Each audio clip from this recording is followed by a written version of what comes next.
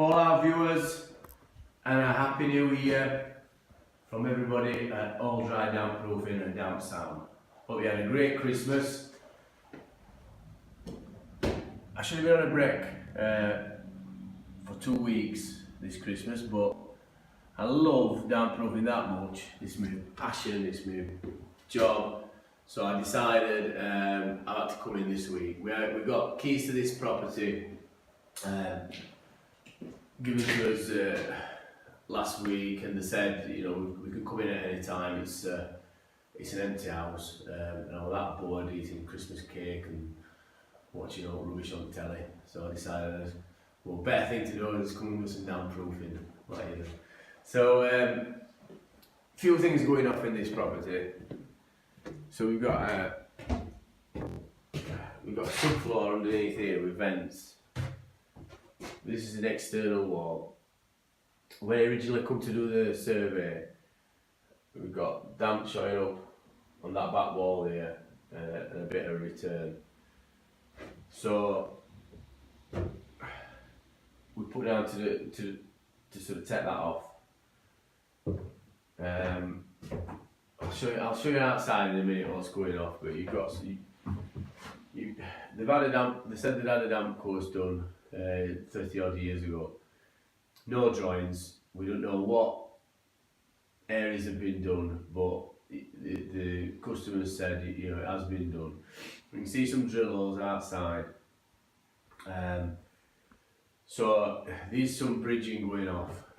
Whether damp course has been done correct 30 years ago, I don't know. It's old type that were drilled into brick. Could be silicon, could be breaking down over time, but one of the issues as well is old favourite what we find in some floors is that gap again between floor and wall. You get cold air coming up there. So that's one of the issues. So we decided to knock the rest of that off. Once skirting went off, I thought, well, while we're here, we'll knock that off and I'll block that all up, I'll form it up and then cut it off so you've not got that draft coming up. Get customer a bit of value, not price for it, but we'll do that anyway. So in here we tested these walls. We didn't test all property. It weren't a full survey, but when customers ask us to come out, what we will do is we'll say, show us issues that you've got, and we can quote for that. And while we're there, if you've got any other areas of concern, we'll have a look at them. But to do a full property survey, it's going to cost money. So we come and address issues that we're concerned about, which were this back wall. Again, different issues going on, not just one, rising damp problem. You've got a chimney breast that's been blocked up. So that's all been bricked up. Original chimney breast is here original fireplace is here where you've got this stone pillars, and then over here's somebody's bricked it up to here, and then it's bricked it up to here, and then years later they brick this bit up, and it's been infilled.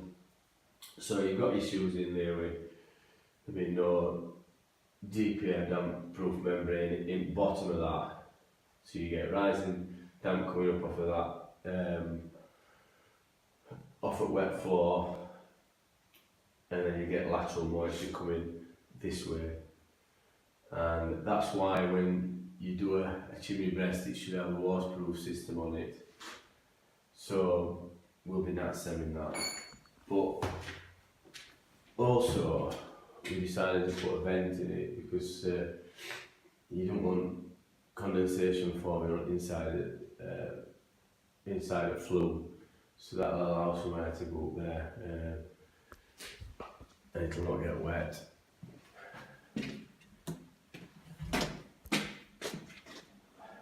Again, stone on side of chimney breast. So that one of the things that they're done with this, and happened a lot in past.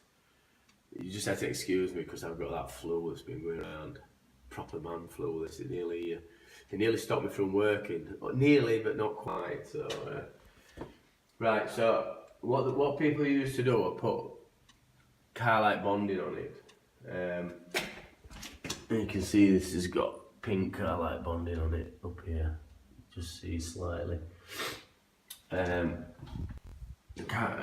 Gypsum plasters are terrible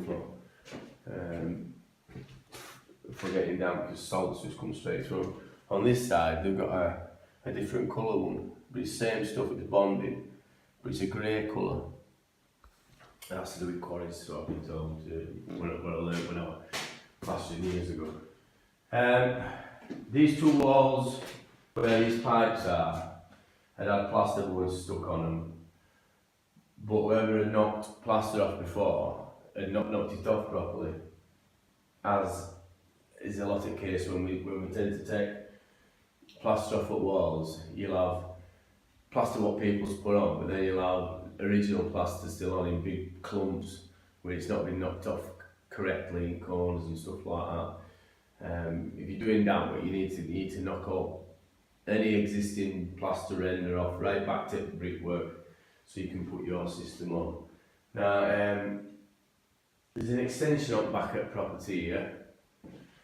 When we've knocked this off, if you can see, there's a stone lintel on bottom and a breeze block above it. So that tells us that originally there'll be a window there.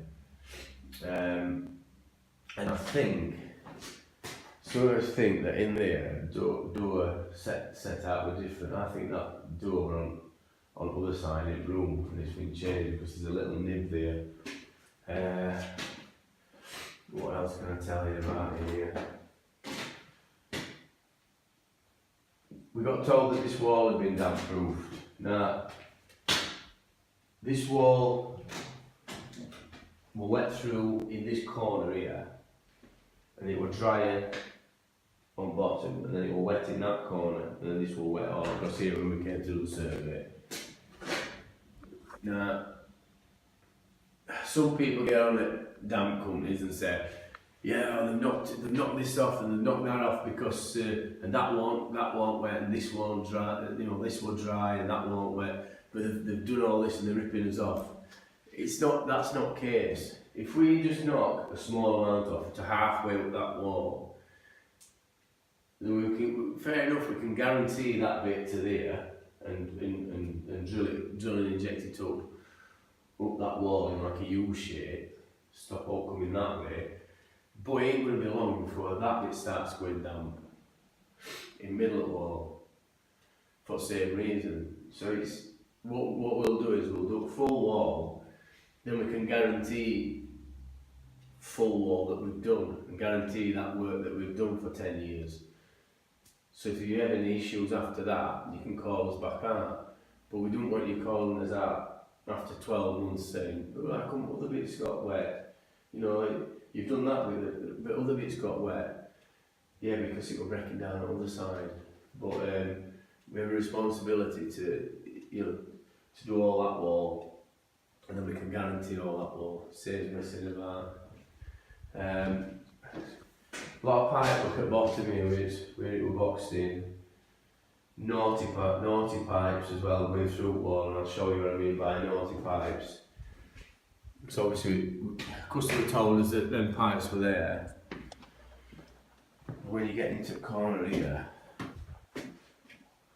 these come through that way and they go into the floor there. And they were just all covered in render at the bottom. I've had to get a screwdriver out and then just hack at all that render with just a little old screwdriver, just so that the pipes didn't get damaged. Render were all stuck up down that side, isn't there? Well, I'm just having to say, I don't know, it's just come to me now. This wall had probably been rendered at some point. But then if you look down here, I think that were an old air brick that went under the floor. and there's been a wall took out there. You can see there's a wall took out. Now, another issue, what people tend to do, or plasterers tended to do, in sort of 70s, 80s, 90s, a lot of plasterers might still do it now, is any holes, any big areas like this, if they were putting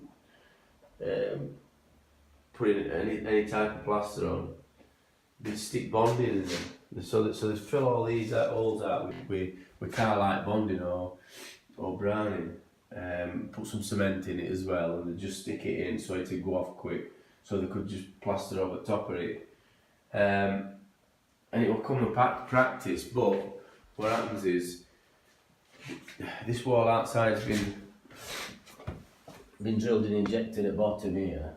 This is what customer might have thought, 30 years ago that it had been done, but it's a double skim wall because it's old outside wall. So this has been drilled and injected to there. You can't see any. Oh yeah, you see some more drill holes further on. But it's only been done on one side, so that's one of the issues, and it will bridging as well. And what we'd said as well, if you can see down there, what we do is we take all this plaster out of here, because when anybody on a plastered wall before, they'll have left original plaster on right back at door casing. And that's a common problem as well, because that plaster's still bridging, it's still all the way down to the floor. My cold again. So have a look down here. So you can see that pipe that runs sort of diagonally. I don't know if you can see it properly, but that pipe runs diagonally up to boiler up there. See it better that way. And what's happening with that pipe is you've got a damp course that's been drilled and injected horizontally all the way on that wall. You can see it rain now. I can hear it. And rainwater splashing back off of that pipe all at top of the damp course, and it's a solid wall now because it's gable end. So you've got a bit of penetrating damp going off inside there. And then with that, obviously, you see that little air vent there, that cowl for air vent. You've got water splashing back off that. These plastic windows, I mean, they've got a big sill on it, but rainwater is still dripping off it and then blowing against wall. So you've got a few things going off there. That area out there, once it stops raining and gets a bit drier, we're going to put some stone dry masonry protection cream on, which has got a 25-year guarantee. And unlike Thompson Water Seal and a few others, that the stone dry soaks into the brick and goes quite far. I think it was about 25 mil into the brick. Thompson Water Seals, they just on the surface, and over time, over a few years, it just weathers off. So it doesn't really work as well. But stone dry is the only one that's been BBA tested, and they can supply a 25-year guarantee with it, so you're not going to get any penetrating down through it. It allows, Thompson Water Seals a pore blocker, this is a pore liner, and it allows water vapor to travel in and out, so you're not going to get issues with any surface of brick blowing off. So I'm sure there's something else that I'm going to tell you.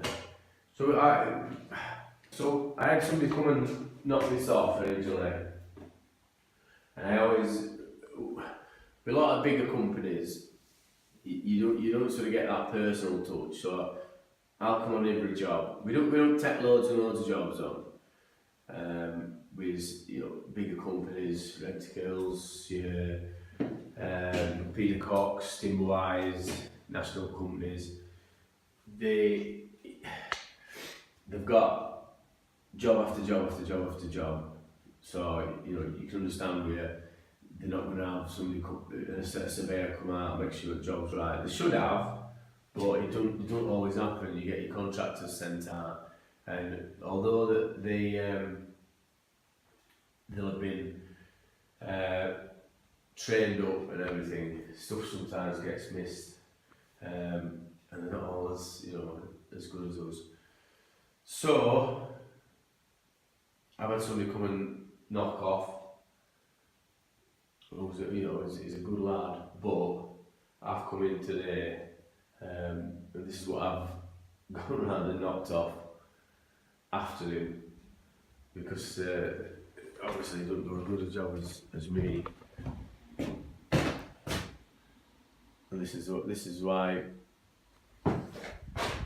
we don't get any comebacks on this job. I'll make sure there's no bridging, make sure all renders off, all renders, and everything's just I want it for when replastering's done. So I've come in and done that. I'm gonna drill and inject it today as well. And I don't know, I'm gonna let lad drill and inject it, but because I've been bored at home, I'm decided to come in and do it myself. So I'll get that done, and then maybe go down to another job that we've got, a property that we're renovating. Can I think of anything else? I don't think so. So I'm going to be signing off for now, and I hope you've enjoyed this video. If you want to see some more videos, subscribe to us on YouTube, and have a look at some of the stuff that we've done. Have a comment, if you've got any questions, let me know. Have a look on our website. If you want to contact us through our contact us form on our website. We do cover mostly South Yorkshire. I can do North Yorkshire. We'll do down to Nottingham to do a pre-purchase damp timber surveys, condensation surveys. Be aware they are paid surveys, and I'm not going to be cheapest. So if you want us to do one, get in touch, and I hope you enjoy the video. That's me signing off. Have a great rest of your week, and if you're still on holiday, have a great rest of your holiday. Bye bye.